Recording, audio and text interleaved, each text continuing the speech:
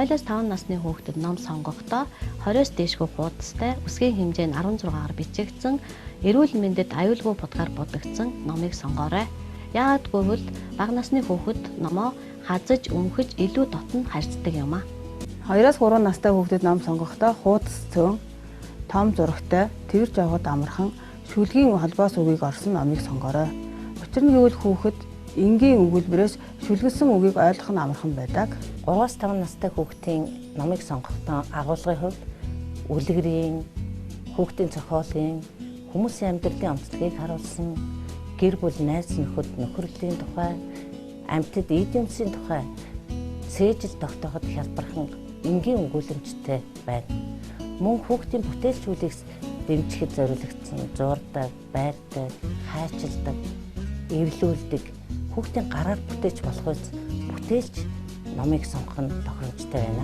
Номын сонч миний анзаарснаар үг хэл нь хөгжиж байгаа бага насны хүүхдэд эцэг эхчүүд нь номыг сонгож өгөхдөө хамгийн нэгдүгээр зөв бичгээ алдаагүй, хоёрдугаарт нь утга зүй алдаагүй номыг сонгож өгөх нь чухал байдаг. Яагаад гэвэл хүүхдэд хамгийн анхны ном, анхны үг нь насан туршид нь мартагддаггүй юм аа. Уран зохиолын төрөл дотроос хамгийн хүнд нь магадгүй хүүхдийн уран зохиол.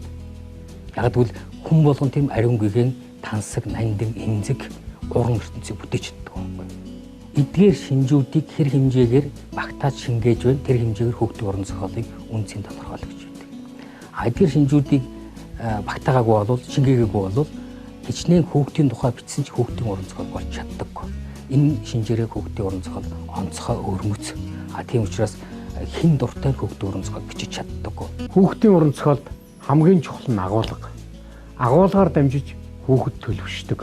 Эцэг эхчүүд хүүхдэд ном сонгохдоо энэ ном миний хүүхдэд юу хэлэх вэ гэдгийг эхлээд мэдэх нь чухал. Хүүхэд анхлан номыг зургаар уншиж сурдаг. Зурагт номын зорилго бол агуулгыг зургаар илэрхийлэх юм аа. Манай охин энэ номонд их дуртай байсан. Харин хүү маань энэ номыг сонирхгүй байна гэд эцэг эхчүүд нь гайхаад байдаг. Яг үнэндээ эрэгтэй эмэгтэй хүүхдийн номонд хандах сонирхол нь бол өөр өөр. Тийм учраас хүүхдийнхээ сонирхол, сонголтыг нэгдүгээр тавиарай. Хүүхэд номоос сэтгэл зүйн боловсролыг олж авдаг. Ялангуяа номын дөрүүдийн сэтгэл зүйн асуудлаа хэрхэн даван туулж байгаагаас хүүхэд ухамсаргүйгээр суралцж байдаг. Тийм учраас эцэг эхчүүд та бүхэн номын гол дөрүүдэд анхаарлаа хандуулж номоо сонгож байгаарай. Бага насны хүүхдтэй эцэг эхчүүд ном сонгохдоо маш сайн редакторлогдсон ном сонгох хэрэгтэй. За сайн редакторлсон номыг ялгаж таних хамгийн энгийн арга бол зураг, текст хоёрын харьцаа байдаг. Текстээр өгүүлсэн утгыг зураг илүү гоё баяжмал, дэлгэрэнгүй болгож харуулсан байх хэрэгтэй байдаг. Хүүхдийн номыг 100 удаа уншсан ч, за хүүхэд 100 удаа уншуулсан ч, 1000 удаа эргүүлж харсан ч сонирхолтой байх хэрэгтэй. Эцэг эхчүүд өр хүүхэдтэй хамгийн шим дижээлтэй, витаминлэг, сайн хоол өгөхийг хэн хөнгө хүсдэг шүү дээ. Яг түүнтэй чи адилхан хүүхдийн уран зохиол дотор байгаа тэр янз бүрийн төвшин уран зохиол, төвшний зохиол бүтээлүүд дотроос хамгийн шим дижээлтэй, уур витаминтэй зохиол гэдэг тийм зохиол бол яхаарахгүй сонгодог бүтээл. Тийм учраас сонгодог гэж хүндрэлтэн өр хүүхэдтэй үеийн үед уншуулж ирсэн, цааш уншуулж ирэх тийм зохиол байдаг. Тэндээс хүүхэд оюун санаа болон зүрх сэтгэлдээ хамгийн ихээр тэр нандин сайхныг өглөж авах болцоотой тийм зохиолыг сонгодог зохиол гэж товчхондоо хэлээд байна. Таны хүүхэд ном сонирхгүй байна уу? Тэгвэл та хүчлэх хэрэггүй. Харин орчны номтой болгочих. Тэгвэл хүүхдээ орчноос аяндаа хүмүүждэг.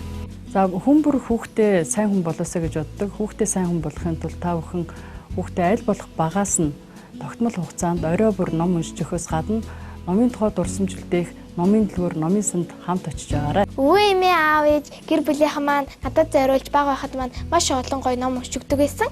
Тийм учраас би ном ямар сайхан юм бэ гэдэг бодол надад төрж ирсэн.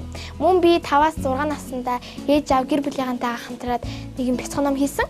Тэр номоо хараад би ер нь яагаад заавал өөрөө юм гоё ном хийж болохгүй гэж итгэх хүсэж төрсөн. Эцэг эхчүүдээ та бүхэн хүүхдүүдээ бас дэмжээрэй, туслаарай.